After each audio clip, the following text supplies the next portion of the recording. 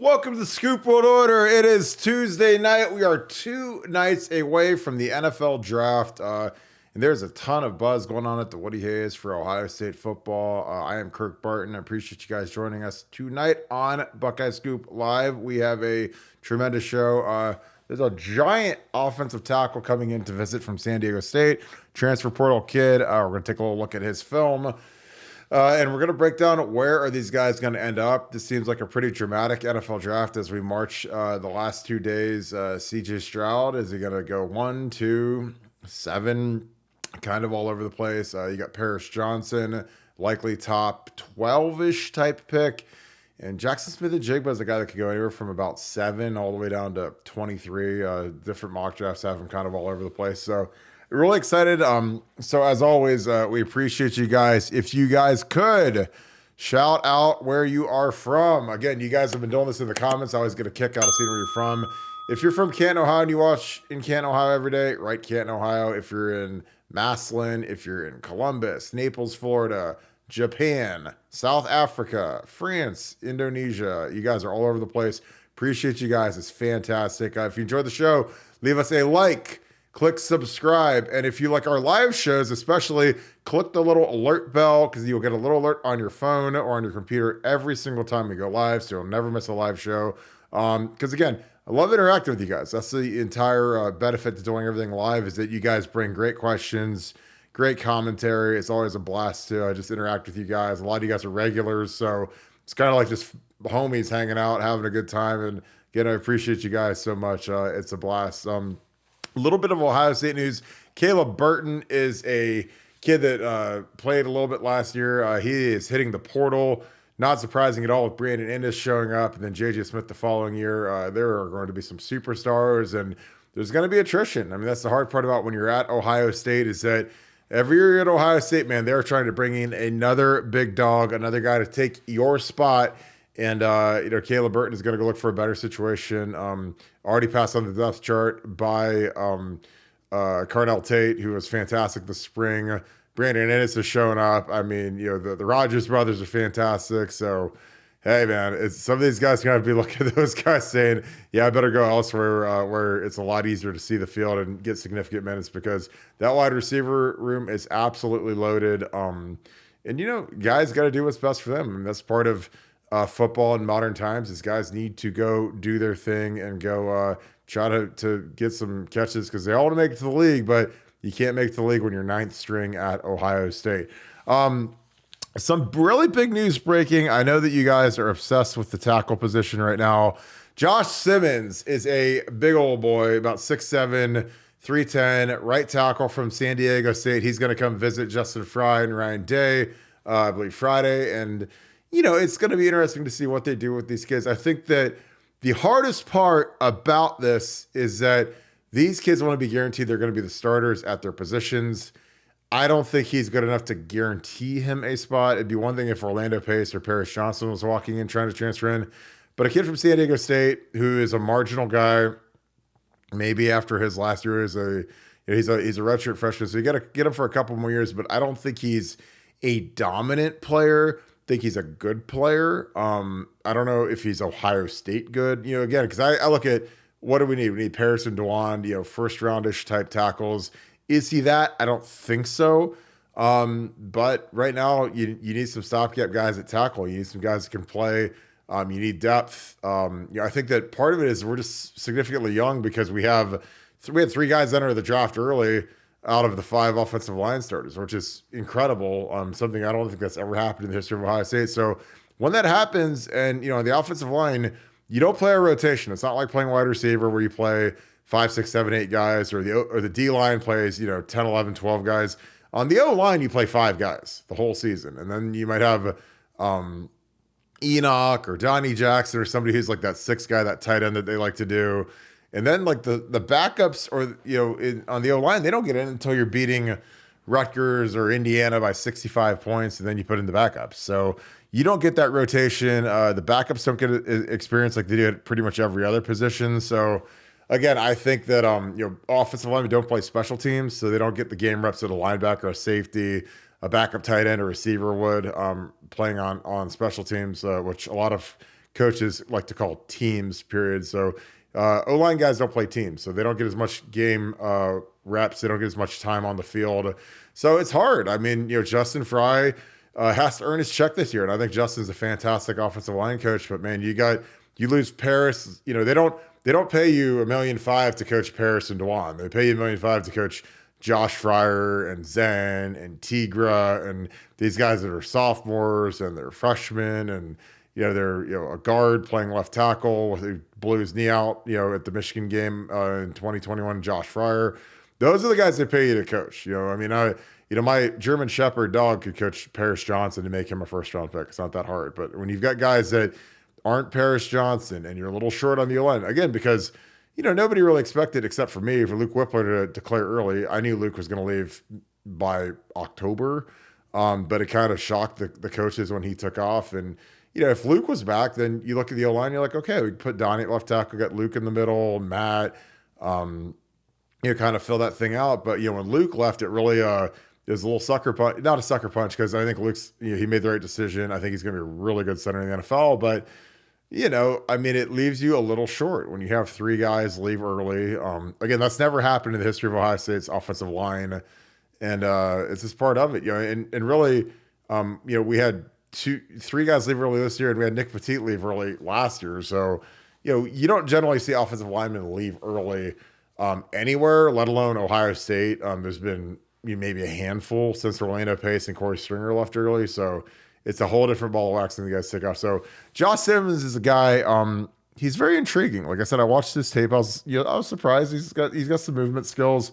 Again, you can't always judge it based on the competition, just because they're not playing great competition out here. But we'll throw this tape on for you guys real quick.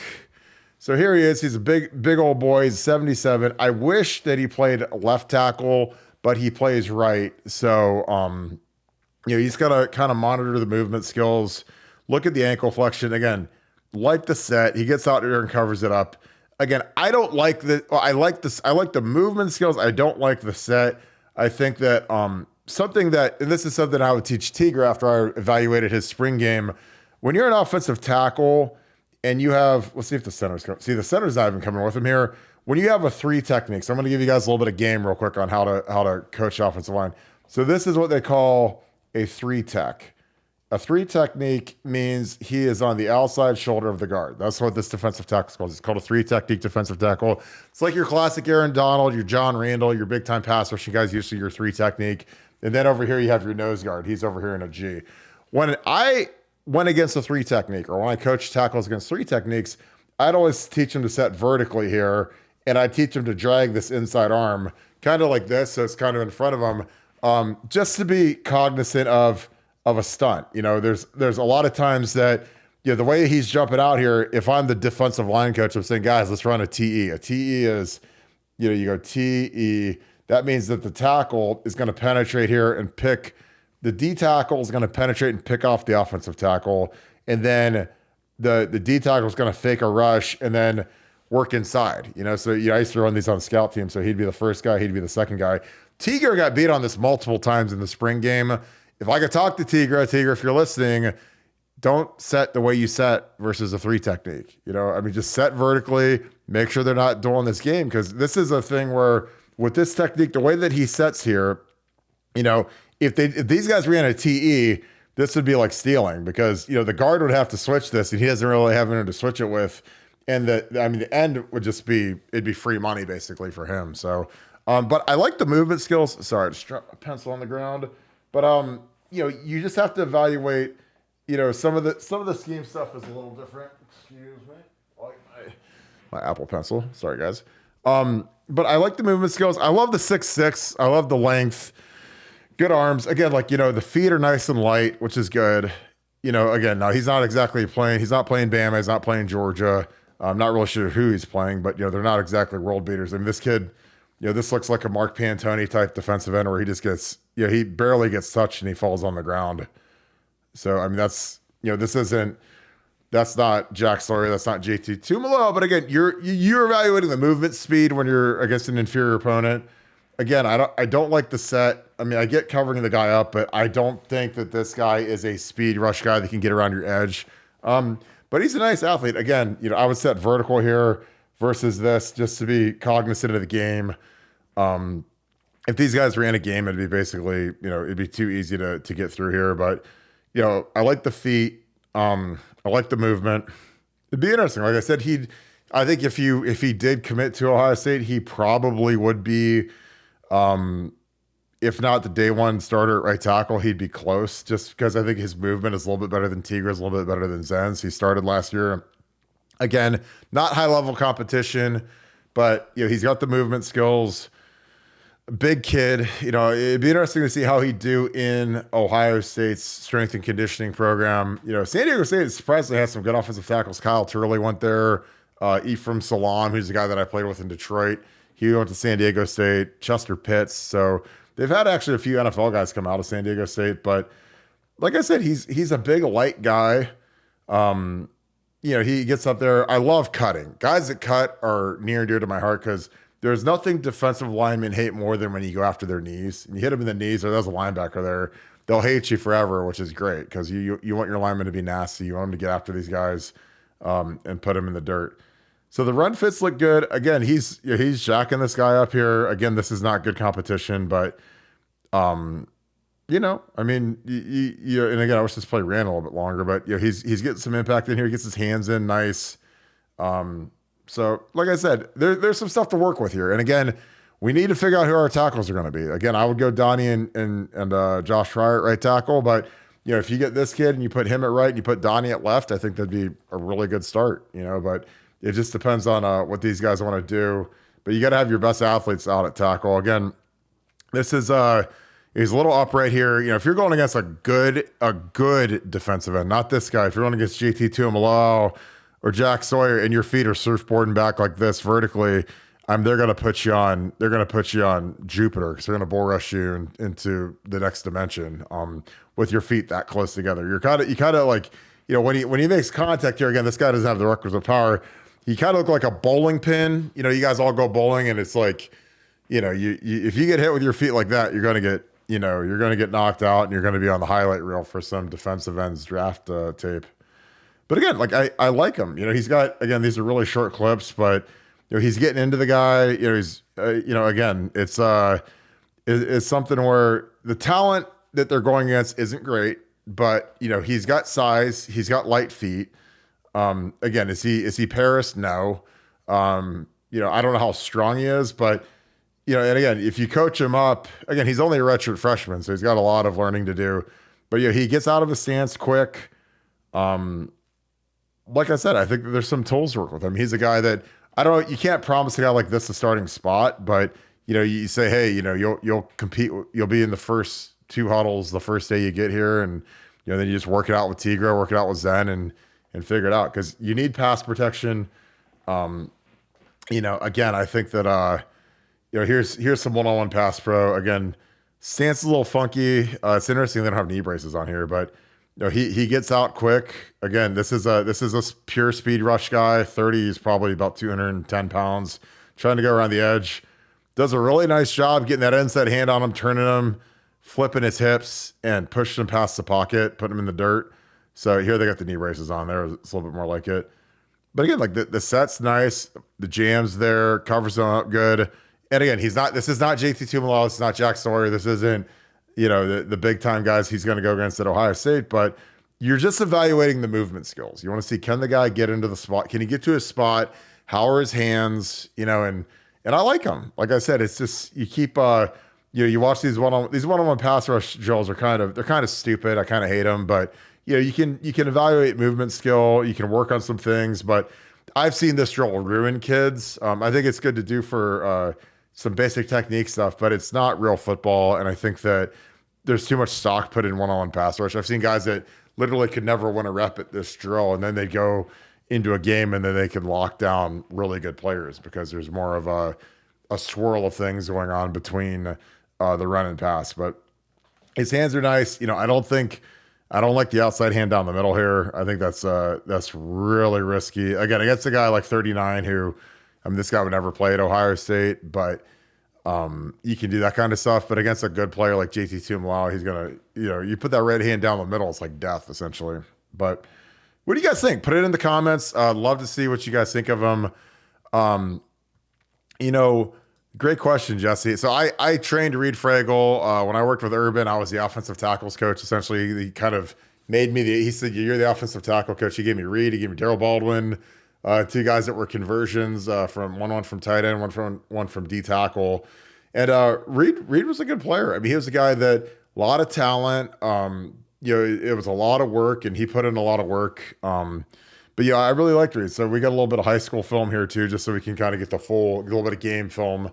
Where's he at? Let me see.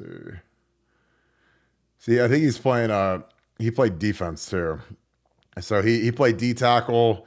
So you got some D tackle film. Here he is playing guard. He's a big guard. He looks heavy here, but he played both ways in high school. So you'll see him playing a little bit of D tackle. But again, it's just like a little bit more than just his San Diego State stuff. Again, they have him in at guard here, which is crazy because he's a 6'6" kid, and you'd think they'd always play as a tackle. But he looks like he's lost some weight. He looks a lot lighter now in college. There's a nice finish.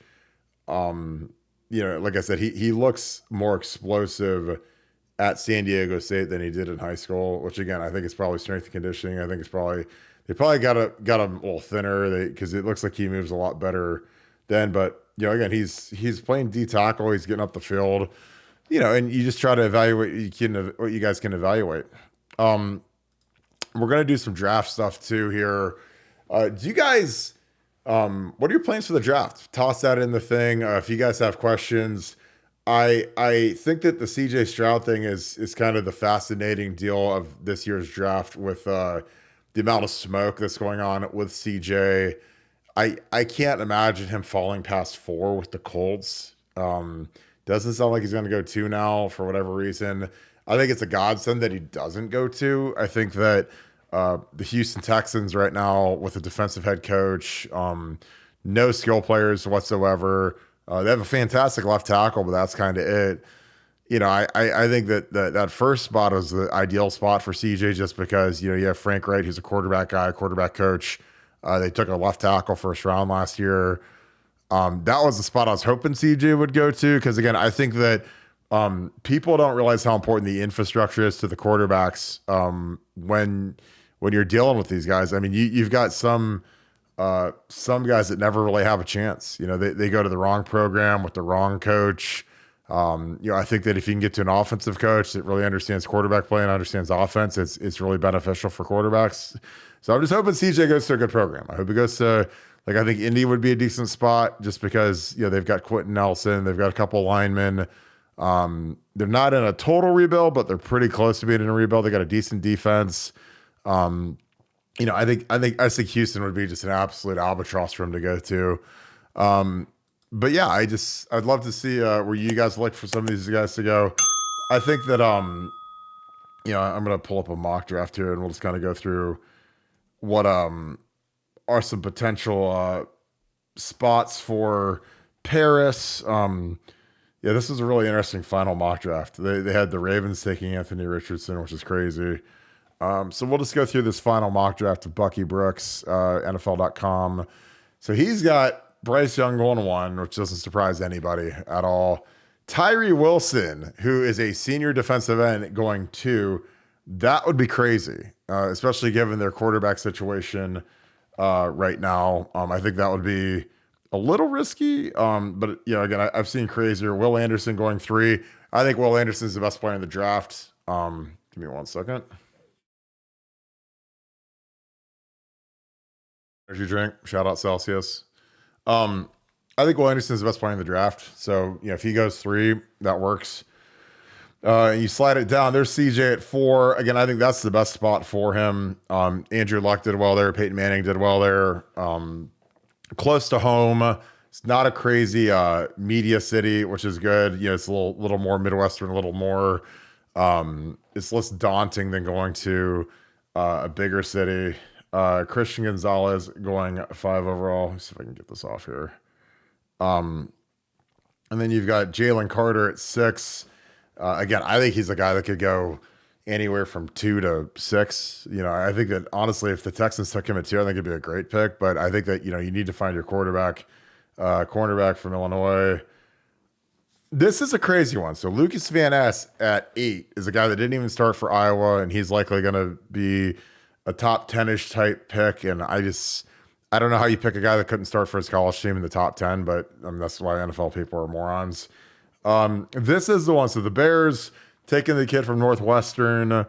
I think you should take PJ there. I think Paris Johnson has the upside of be a Tyron Smith, be a Hall of Fame type tackle. But I think Skoronski is going to go ahead of him. I think that the scouts are pretty unanimous in that they think that he's a more polished player. But, Paris is he's a true junior. He's 6'7". He's got longer arms. His arms are about 4 inches longer than Peter Skoronski. He's a good player, but I just think Paris has no ceiling on what he can do. So, if Paris reunites with Mike Vrabel, then the Titans are my new favorite team because you have Nick Petit-Frere and you have Paris Johnson side by side as the battery for the Titans. So you have your left and right tackle are both Buckeyes. So I'd be really excited about that. Will Levis going 12 is a crazy one. Again, like could he go 12? Could he go 2? Who knows? If Nevada Buck was on here, Dalton Kincaid going 13 would be absolutely hilarious. Bijan to the Patriots makes no sense. Broderick Jones is a guy that could jump in front of Paris. There's been a lot of buzz about him. He's a left tackle from Georgia, super talented. Joey Porter is a guy that we torched last year. And we're going to get into Jackson Smith-Njigba at 23. He's the last Buckeye. I do not think that DeWand is going to go in the first round. So that'll probably be it for the Bucks. I don't think Jackson lasts to 23, but again, I've seen crazier things happen in the realm of the NFL draft. Where do you guys think, in the comments, I want to know, where do you think CJ Stroud ends up? Because, I think that CJ is a guy that could be all over the place. But I think Indy makes a lot of sense. The Texans make a lot of sense too, but that's going to be the big intrigue of Thursday night is when you have CJ Stroud. Where does he go? Where does Jackson Smith-Njigba go?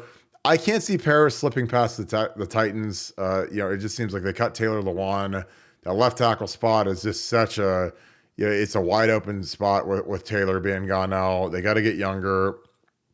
And I think that they've got a really good chance. I mean, I think that, for his family to go to the Titans, Nashville, Tennessee, for Monica Johnson, Mike Daniel, and that whole crew, which is Paris's mom and stepdad, it'd be fantastic for him, So, but yeah, it's all jazzed up right now. I just want to see where these guys end up. So appreciate you guys. So we got Akron, man. You guys are all over the place. Akron, Vegas, Greensburg, Shelby, Ohio. I mean, I love Indian Lake, Findlay. I love Findlay. It's awesome. I don't think Caleb Burton played last year. He might have gotten in late in the game to redshirt. We got Vegas in the house. Got Buford, Georgia, New Albany. I love it. Yeah, I think. I don't know. Like, I think Stroud. I don't think he ends up in Vegas just because they just signed Garoppolo for a fortune. So, it's going to be interesting to see where he ends up. It looks like we got Nevada Buck joining the show now. So the headphone bandit is on here. Nevada, are you here? We've been going for about 20 minutes without you, so you can start carrying the show now. 23 minutes with no Nevada. Nevada has its headphones. You there? I'm here. So we're talking NFL draft. The chat is super active tonight. Where do you think CJ Stroud ends up in the NFL draft? Boy, I think the popular consensus is the Colts, and I think that kind of makes a lot of sense given where they're situated in the draft right now. But I think he might slip a little bit further than that. And, I think if he goes down, if you're the Titans and he gets down there, how do the Titans not take him? I mean, that would be the shocker. I mean, but here's the thing. If Aaron Rodgers can fall into the 20s, then anything can happen to any player. Aaron Rodgers may be the greatest, top 2-3 greatest quarterbacks that's ever lived. And he had that slide. And, like CJ, I don't know if he's going to have a slide like that. But, with the NFL draft, you just never know sometimes. Like when people are like Will Levis over CJ Stroud, not as prolific. I don't know. All right, this is so we got a super chat. So it says, okay, appreciate you, Pedro. CJ to Houston if it's guaranteed. Jackson Smith and Jigba at 12. I mean, that's what I would do if I was Houston and I could take both those guys. If I could take CJ at 2 and then Jackson Smith and Jigba at 12, like why wouldn't you? I mean, Houston has no receivers of note. They got rid of Brandon Cooks. I think that if you could draft a battery, I think it's super intelligent to do. I know the Bears aren't going to do that because they've already, they wasted the pick on Chase Claypool and they traded for DJ Moore because it makes sense to get Jackson Smith and Jigba for Justin Fields, but I don't think they're in the market for that. I think that they're going to take a left tackle with their pick, but yeah, I think CJ's going to end up being the story of the draft. If he goes past 2, where does he fall to? I mean, I can't imagine him slipping past 4, but if the Colts pass on him too. I mean, who knows? I mean, and then does somebody trade up to get him? Does he go to Vegas at 7? And they groom him for a few years behind Garoppolo after they gave him that big fat deal. So I think it's gonna be crazy. And shout out to Temecula, my boy Todd from Temecula. Yeah, we got about 100 comments on where people are watching from. We got East Tennessee, Alaska, Steubenville. So appreciate all you guys. Yeah, Noah Brown's in Houston now, which again, I think Noah's had a really nice NFL career for Noah Brown, but if you could add Jackson Smith and Jigba to that roster, that makes a lot of sense, man. Because especially if you get CJ too. But I just don't. Would you be Nevada? Would you be stunned if Jackson Smith or if CJ Stroud actually did end up going 2 overall? I would be stunned. Yeah, at Yeah. this point, I would be extremely stunned. I've talked to people that are out there in the agent community, and they just feel like every draft there's one kid that just kind of falls, and it happens. And the results on that are mixed. And like you said, Aaron Rodgers is one of the great stories where had a first ballot Hall of Fame career. So it doesn't really mean it's not how you start; it's where you finish. So, but I'd be stunned if you went 2 right now. I don't think Houston likes him. I don't think Houston likes him, and um, yeah, I think I think there's a real good chance that he slips. And like I said, when 1 and 2 slip past you, then you wonder if 4's like licking their chops, or are they just going, we'll just pass and let them go on down. But yeah, I think CJ is going to slide, and I think it will be interesting to see where he ends up. The best thing for him would be to end up in a situation where he doesn't have to play right away. Plays like Vegas where he could sit behind a Garoppolo, where he's not expected to come in and be the savior or the guy that's got to step in day one, because you know how difficult those situations are. You always preach about playing quarterback at any level is really about your infrastructure, and those teams at the bottom don't have a lot of infrastructure, and trying to put it all on CJ. I mean, look at CJ's life up until now. Okay, it's like, okay, CJ, let's go play football. Here's your wide receivers: Jackson Smith and Jigba, Chris Olave, Garrett Wilson.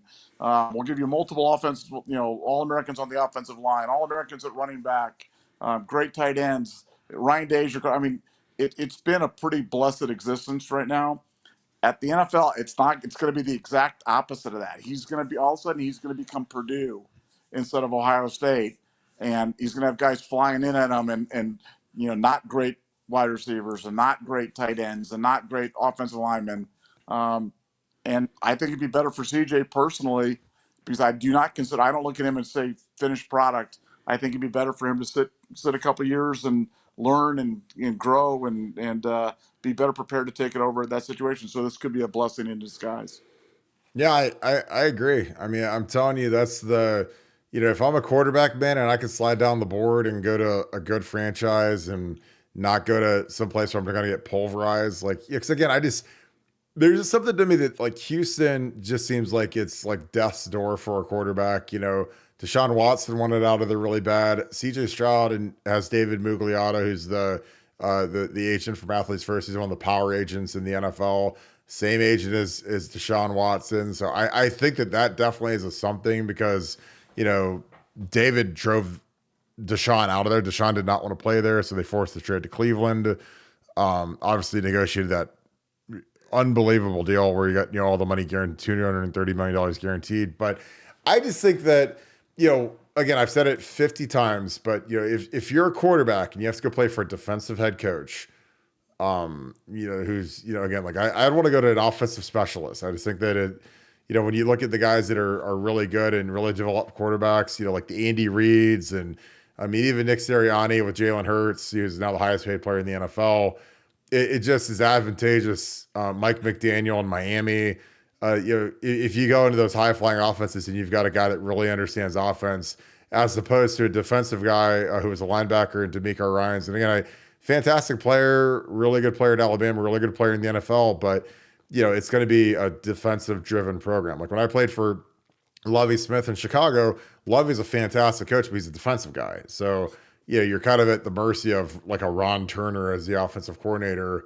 And it just doesn't yield great results for the offense because everything kind of revolves around the defense based on the head coach. When I played for Mike Singletary with the 49ers, like the whole organization was defense and running game. So Alex Smith, who is a really talented quarterback, never developed there until Jim Harbaugh showed up, and then they ended up shipping him to Kansas City, and he's pretty good at Kansas City. I made a couple Pro Bowls, but I think it's going to be really interesting to see CJ slide. I mean, he's going to be the guy in the green room that they're going to have the cameras on and how he handles it. But again, I think, man, if you're a quarterback and you can slide into a better situation, it's just advantageous, man. Because again, like if I get to go to the Colts and I've got Jonathan Taylor to hand the ball to, that's a win for me. You got a guy who's a horse, who's the top 2 or 3 running back in the league.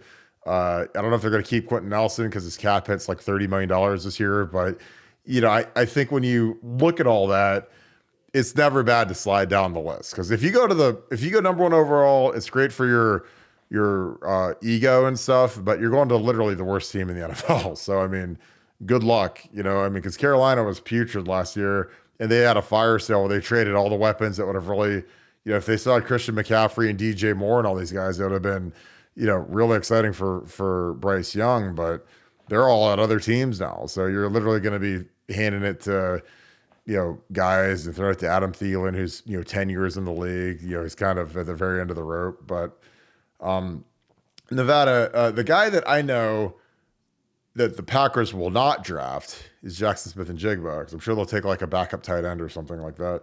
Where do you think Jackson Smith and Jigba ends up? We showed a mock draft before you got on where he went 23rd overall to the Vikings, which I think would be terrifying if he was with Justin Jefferson.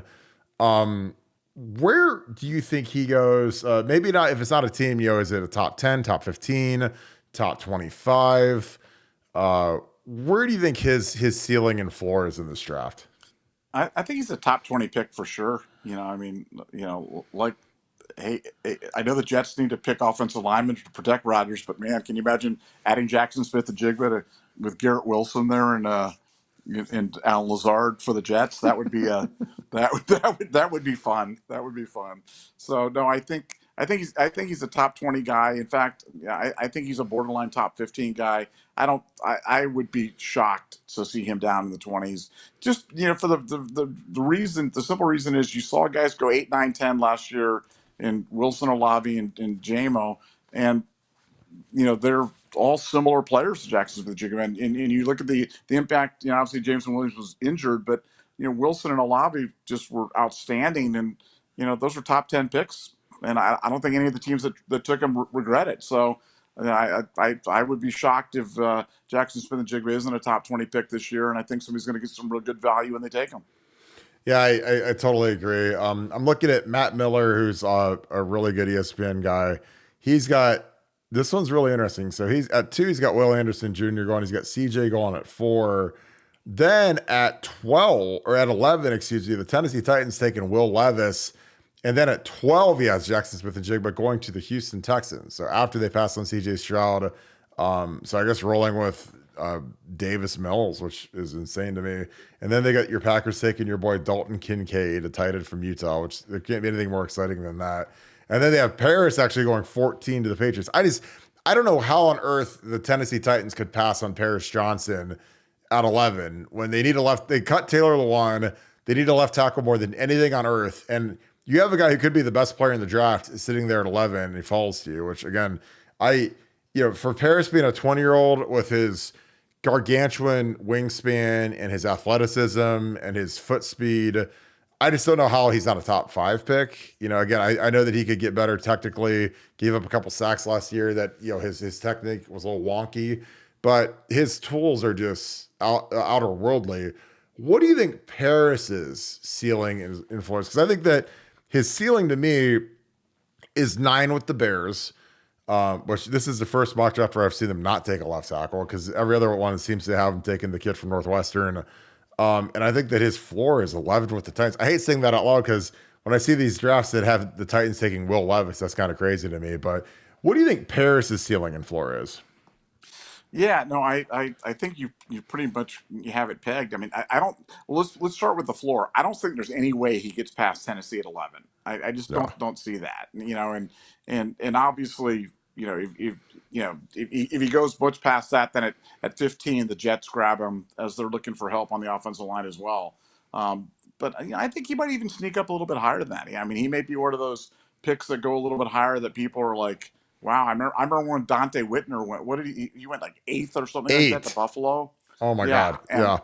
Yeah. and there were people that were questioning whether or not he should even have declared to go early.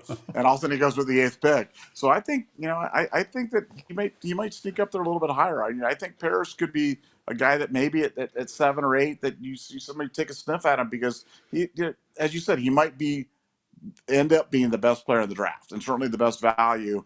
And you're never going to, the draft is all about avoiding mistakes because when you Yeah. make draft picks, you're always graded by your worst picks. And for GMs and head coaches, they always have these nightmares of making these picks that make them look bad. The guys don't end up playing. Well, Parrish is about as safe a pick as you can get. And so, given people's, propensity to try to avoid mistakes and not wanting to look stupid, somebody's going to take Paris Johnson. No way they're going to look dumb making that pick. And I think that's why a safe pick like him could be a little bit higher. Yeah, I totally agree. I think that again, Paris, he's a kid that is mature beyond his years. He runs a really nice foundation, the Paris Johnson Foundation, helps out veterans. His mom is raised him right. Like that kid has got it on point. He graduated in 3 years, first team All American. He's about to be a first round pick. So again, I don't see the downside to taking Paris, and I just see massive. I see NFL Hall of Fame type upside with what Paris can do. So Matt Miller's mock draft on ESPN, he actually does all 7 rounds. So at 61 to the Chicago Bears, he has our boy DeWand Jones, Nevada. Does DeWand, if the over under is at 61, and I want you guys that are watching right now to put this in the chat, put it in the comments, over under 61, which is literally right at the end of the second round almost, on DeWand. Does he end up before 61, after 61? I could see him slide into the third round. I could be crazy, but again, he's a different cat. He's 6'8", 380. Kind of rubs some teams the wrong way by not working out at Pro Day. Refused to step on the scale at Pro Day, which, never a good thing when they say, hey, we jump on there and see if you weigh 400 pounds or not. So that was kind of funny by DeWand, but he didn't do anything. After that first day at the Senior Bowl, man, he cashed out. But do you think DeWand 61 above or below? I'm going. I'm going above that. I think he'll go. I think he'll go. He'll go later than the end of the second round. I've kind of had kind of an epiphany in the last 24 hours on DeWand. I was thinking that he'd be a second round pick, and now I think it's going to go lower than that. I do think he has rubbed teams the wrong way. I don't think he did what particularly well during the interview sections, and I think that kind of his lackadaisical take some plays off kind of attitude is making teams wary about wasting a super high selection on him. So I got him in the third, maybe even the fourth round. Yeah, again, he's a guy who's a right tackle only, 6'8", 375. Like, and that's when he's been working out and cutting weight. So I mean, again, like Orlando Brown Jr. just signed with the Bengals, massive contract, multiple year Pro Bowler. That is the guy that DeWan should send, I don't know, a gift card or buy him a Maserati or something, because that's the guy that's the prototype supersized tackle. And a lot of people avoided Orlando Brown Jr. because he had the worst combine of all time. He ran like a 5'9", 40 and bench like 10 reps despite weighing 380 and all that. And then once he got out there and played for the Ravens, he was a Pro Bowler. He played Pro Bowl left tackle, traded to the Chiefs. Super Bowl champion, gave up no sacks versus the Eagles, who had like 78 sacks going into the Super Bowl, and just signed a huge deal with the Bengals. And I've known that kid since recruiting, loved him and his mom, great kid, and I'm very happy for him. But that's who Dewan's comping to right now. And again, I think that, if Dewan can lock in, he can have that kind of career, but he got to lock in, man. It's tough. You go to the league, he's the guy that needs to be in the right program and have the right coach and the right stuff around him. And he's the guy that has no ceiling, but where he goes will dictate how his career goes. Right after that, 62 was Dewan, 64, Luke Whippler to the Chicago Bears again. That's literally the first pick of the third round. Luke Whippler, does he sneak into the second round, Nevada? Does he go third round? Over under on 64, which is the first pick of the third round for Luke Whippler. Again, I'm probably going to go higher than that. But having said that, we've talked about this before. But when you look at the success of the recent run of Ohio State centers, a guy like Whippler's, a real valuable pick. I mean, who would have thought that Josh Myers could have just headed right out and step in for Corey Linsley, the highest paid center of all time, and not miss a beat? Well, And the Packers, would they get Josh in the second or third round or whatever? Well, I mean, I yeah, know it wasn't the first, So, for a guy like Whippler, and what was Corey? Corey was a fifth round pick or something. yeah, yeah, So, I mean, if you're drafting and you're looking at Ohio State centers, I mean, that's a something, and that means something. If I'm a team drafting and I have any kind of a need, along the line, in the center line, I think Whippler's another safe pick, another guy that I think his bust potential is really limited. His bust outcome is really only limited to potential injury or something which is really true for every player. But no, I think he goes higher than 64. But I think he's a great value for someone who can get him. yeah. I totally agree. Last one we'll do. Zach Harrison. They have him going 67 overall to the Broncos. Over under 67 for Zach Harrison, Nevada. I'm going over, and Is it- I higher later, not 67. I'm just not as high on Zach Harrison as a lot of people are. Not that I'm not trying to be Mr. Mean or anything like that. No, of course not. I don't see it in Zach. I think he plays a little high. I think his first step generally is up, not forward. And I think that's why he, I always found him to be, in my opinion, to be a little bit underachieving when he was and it had nothing to do with him being a 5-star, being compared to Bosa. I'm just looking at it just as a, an elite defensive end, because that's really what you need at Ohio State is elite defensive ends. I don't think he ever lived up to that rating. I know PFF loved him, some Zach Harrison, Oh yeah, they and did. some teams gonna love some Zach Harrison, but I just don't see it. I don't see that burst. I don't see that you know that Baron Browning, that Draymond Jones. I mean, I don't see that Davon Hamilton. I don't see that stuff that you can't get from somebody else. And so I'm selling my Zach Harrison stock. And again, not trying to be mean. Love all my Buckeyes. Appreciate everything they did for him when he was here. But I think teams can do better. Yeah, I think Zach is a guy that has, he has good talent. I think he was hurt by the fact that he wasn't able to run his 40 and pop off a big time. He was the guy that people thought was going to be a workout warrior, but that was kind of what his whole thing was. Oh, watch, he's going to run a 4.5 and he's going to weigh 270 and whatever, but he couldn't run his 40. He got hurt, pulled a hamstring, whatever. I think my problem with Zach Harrison is he's just too easy to block. He's a guy, it's kind of questionable. And again, I'm not saying there's anything wrong with the kid, but he was a captain his junior year. He was not a captain his senior year. They made Tyler Friday a captain who didn't play at all. They made Court Williams a captain who didn't play at all over him. So he had a chance to be a two-time captain. And for whatever reason, Ryan Day did not make him a captain for his senior year. So it's weird when you have a guy like him and Taraja Mitchell as captains as juniors, and then they come back for their senior year and they're not captains. So, and obviously Taraja has taken a 6 year at Florida, transferred out. Zach's in. I lied. We're going to do one more. They have Ronnie Hickman, who declared early before the Michigan game, and then his play just fell off a cliff. Did not have a good Michigan game, did not have a good Georgia game. They have him going 209, which is towards the end of the sixth round to the New York Giants.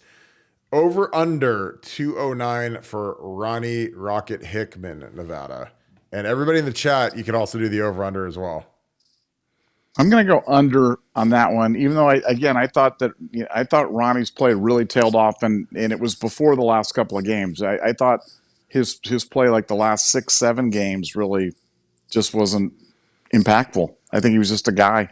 He'd be out there and running around, and then you'd be like, "Why? Where's Hickman? Did Hickman play?" And like, yeah, he played the whole game. It's like, oh, okay. So, but again, you look at that position's been a good position for Ohio State. Ohio State's really put some productive guys in the NFL at that spot, and for that reason, again, I'll say that he'll go under that, even though you know, maybe he's a better player than I think he was, but he his play the latter half of this year was really disappointing, and whether it was it didn't seem to be injury related. We hadn't heard anything about any injuries.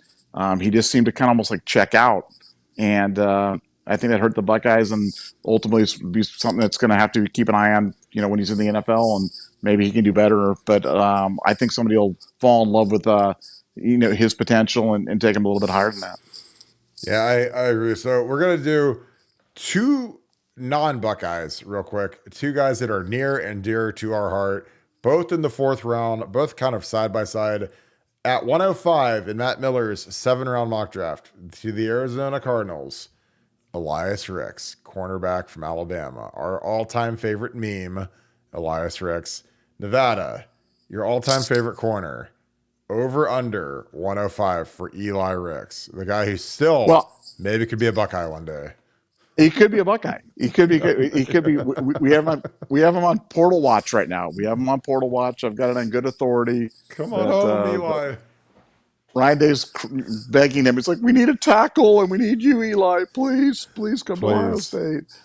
Please come. So I think he'll go higher than that. I think he had a good year at Alabama, and I'm a super talented player, and cornerbacks that have that kind of athleticism are certainly in great demand at all levels, but certainly at the NFL level. So I think he'll go a little before that. And then our last one, pick 111, mid fourth round to the Cleveland Browns. Henry To'o, linebacker, Alabama, my hero. He's still trying to move to Columbus. He didn't quite get to Columbus yet, but maybe he'll get the U-Haul squared away to Columbus.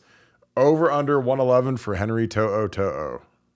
I think it's gonna be later than that. Well, who's the Yeah. other? Don't the Browns have a Taki or something like that on their team? Yeah, Like they have Taki. Taki. They could have Taki and To'o. That'd be amazing. Oh, that would be the great. For that reason alone, I hope that happens. So Yeah, Taki and Toto, that would be great, man. That would be super yeah. awesome. That would be a play-by-play guy's dream, a color commentator's dream. Well, that's it, man. We broke down the portal tackle. First 20 minutes, big old boy. Looks like he's going to be visiting on Friday. Again, Nevada, he's from San Diego State, redshirt freshman, started some games last year, decent feet. What are your thoughts on bringing in a portal tackle? Do you think it's worth it? Do you think it upsets the room? I don't know how good this guy is. Like I said, he played at San Diego State, which isn't quite playing at Ohio State or Clemson or Georgia or Bama. Is it worth bringing in a portal tackle? And are we going to bring in two portal tackles and pay them both $1 million? No, we're not bringing in two portal tackles. And here's the challenge. And this is what people have to remember about the offensive line position. And you and I've talked about this before, but this is really an important point. Offensive line, even though you're starting more guys than at any other position on the field, you've got 5 guys starting the offensive line, you generally play fewer guys than any other. It's not like defensive line where you're doing hockey line shifts and you're playing 8, 10, 12 guys on the defensive line. On the offensive line, you're playing 5 guys, maybe 6, maybe 7 guys, and that's it. If you're going beyond that, we haven't had to go beyond that in the past 2 decades. So you're generally playing 5, 6 guys, and those are the guys that are gobbling up all the minutes. So what happens when you have 2 of your starters leave early to the NFL? Well, then that's going to be you're going to position where you're going to have to put guys to play that haven't seen a lot of action before. And that's not necessarily like, oh my God, how could that? It's because the position doesn't go 10 or 12 deep. You just had 2 guys go early to the draft on top of guys that have gone early to draft before that. And so what you've got is a very inexperienced room. So if you're going to bring somebody in, just make sure that they're a Jonah Jackson or a Justin Fields at the quarterback position or a Trace Sermon at running back, somebody who's a can't miss. Don't just fill with a guy. And I'm not sure about the tackle from San Diego State. Justin, recruited him coming out of high school. I would hope that he's got a better read on the kid than most people do. Having said that, Justin Fry brought in Cutler from La Tech, and Cutler's just a guy. I Yeah. mean, nobody's. I mean, I haven't heard anything from anybody that's like, "Wow, he's unbelievable." He's just a guy. So does Fry lose credibility with me on that? A little. I mean, a little. When your first portal move is a guy that really, I'm not saying he can't ever play here, but right now he can't play here. So it does bring into question what he's doing. And I have serious questions about the quality of guys in the second portal window. Just you go across college football and you look at these guys that are, if you're in the portal in the second window, if you're really good, you're going to the NFL. Yeah, if you were really good before, you're coming before this window because you want to go through spring ball. If you're coming through at this point in time, boy, it's really, I mean, I'm not saying it can't be done, but it would be really questionable to me that you're going to find some starting gem at a position of need for a team like Ohio State. I'm skeptical hippo on it. Maybe this guy's the answer. I guess we'll find out. And here's my thought, just from being in the situation where, you're a redshirt freshman, you started last year. Why would you ever go through spring ball or even sit out spring ball and wait around to go to your new school? Because I think spring ball is critical. I think that winter conditioning is critical. I think you want to get familiar with your teammates, with your surroundings, with your strength coach, with your position coach. You want to learn the offense. So, like, if you're really serious about playing football at a high level, you need to transfer in that first window so that you can go get to know your teammates. Like Davison Igbenogson did it perfect. He got here. He was great in the workouts, really earned the trust of his teammates, his coaches. Guys on defense speak very highly of him. They say he's a competitive guy, works, keeps himself. He's not some idiot. And again, I think that's you start building trust. So when spring ball hits, then all of a sudden the coaches and your teammates are like, okay, this guy, he's a dog. He was really good in the workouts. He worked hard in the gym. Like he assimilated with the culture. Where now when you do it after spring ball, you're going to get here for summer conditioning. You're not going to have any time to learn the plays. I mean, you'll be learning them like kind of by yourself, with your position coach or with the GA. Trying to learn it, but you're not getting the physical reps, the mental reps of doing it in spring ball, which is, again, is why spring ball is so critical. And then, you're going to start camp in August, and, it's like to get to Ohio State and start off at summer conditioning. It's like, it's like showing up. You've never really, you've run a little bit, but then you got to go run the Boston Marathon or something. Like you have to they kind of ramp it up. They do the winter conditioning where it's a ramp up. Then they do spring ball, and then like summer conditioning is a higher ramp that starts. And again, if I was in this kid's shoes, man, I'd have been here in January, and I'd have been ready to rock and get to know my teammates, get to know the scheme. So then when you hit training camp in August, everything's second nature in terms of learning the playbook. But that's my opinion. Again, I think it's a fairy tale when people talk about we're going to get these great tackles out of the portal. We might get a guy, but the great guys are gone. There weren't any great guys at all in the portal this year. The guy went to USC from Washington State. He wasn't a great guy.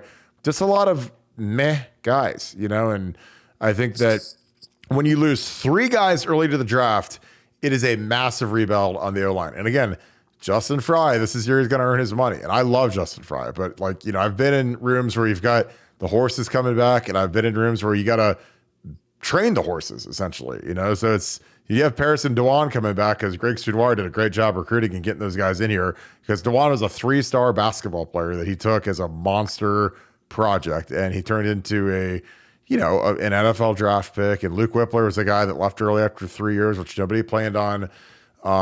This is where you earn your check. You don't earn your check coaching Paris Johnson. You earn your check coaching these guys. So and get them up to speed to mimic the production of a Paris Johnson. Again, it's kind of like Moneyball. Like you lose Jason Giambi and Johnny Damon, and you got to replace them with, uh, you know, uh, some designated hitter and David Justice and whatever. That's kind of what the O-line's got to be like this year. You lost Giambi, you lost Damon, you got to replace the production, and it's doable if you get creative with the pass protections. If you get creative with your play calling, you can help these guys out. Don't put them in empty. Don't have them, out on an island by themselves, versus really good players. Because again, you have to remember when you're at Ohio State, 10 or 11 of the 12 teams on your basic schedule don't have pass rushers that can really affect you. There might be, Michigan might have one, Penn State might have one, but when they see JT and Jack Sawyer, those guys are better than every team we play against pass rushers. They're best pass rushers. So, they don't want to get in the playoffs. You got to go see Georgia, go see Bama. Then you got to level up a little bit. But, you've got a long window to get these guys right. You've got 3 games versus, we play Indiana, Youngstown, New Hampshire, or Antarctica, whoever our third game is. And then you play at Notre Dame. So you got 3 games to get these guys seasoned up, ready to rock, and it'll be good to go. Nevada, we're going to wrap this thing. A lot of great sports on tonight. 2 nights out from the draft. Any final thoughts for all of the great people watching tonight? No, still on commitment watch. Commitment watch could be imminent, so keep an eye on Twitter. Keep an eye on thing. We are definitely on Panda Watch day number 4 right now, and I think it could be happening. So stay tuned. And Elias Ricks still could be coming to the Buckeyes as well. I ordered my Elias Ricks #1 Buckeye jersey. One is open for him, so I'm excited about that. So, well, we're going to wrap this. Again, great show. We appreciate you guys. Thank you guys for kicking it with us, as always. Would love your thoughts on, would you guys tune in if we did a live NFL draft watch party? I've been kicking that around a little bit. Maybe at least for the first, 20 picks or so. That'll probably take a couple hours, but I'd love to kick it with you guys. I love the NFL draft. I love it's a Thursday night now. But love your thoughts on that. I hope you guys are doing great. Again, shout out where you're from. Do it every episode. I never get tired of reading it. Even if you write it every single day. If you're in New Albany, you're in Temecula, wherever, do it every day. I love that. It's awesome. So we appreciate you guys as always. If you enjoyed the show, please leave us a like, click subscribe, and also click that little alert bell so that when we go live, you guys are ready to rock and you guys can bring those great questions like you guys always do. So I am going to go jump on BuckeyeScoop.com. This has been absolutely on fire. We had a huge chat today. Got the bank chat coming Thursday. We have a big NFL draft there that's already popping off. People are making predictions, projections. It's the place to be, man. And we are breaking down film, breaking down recruits, breaking down transfer portal targets. It's just nonstop action. If you're a huge Ohio State supporter, which I know all of you are, you need to join BuckeyeScoop.com because it is the #1 site for Ohio State sports and intel. So we got some new stuff coming. Might be getting into the wrestling game, man. I mean, the wrestling program really wants to start covering them. I talked to Tom Ryan. I think it'd be fantastic. I love wrestling. It's a great sport, great people behind it. So we'll see where that takes us. So hope you guys are doing great. Appreciate you guys as always. Thank you so much, Buckeye Nation. Thank you, Scoop family. You guys have a great rest of your day. I'll talk to you guys tomorrow, and we're getting close to that NFL draft. So let me know if you guys want to tune in for an all-night draft chat. Talk to you guys soon. Go Bucks.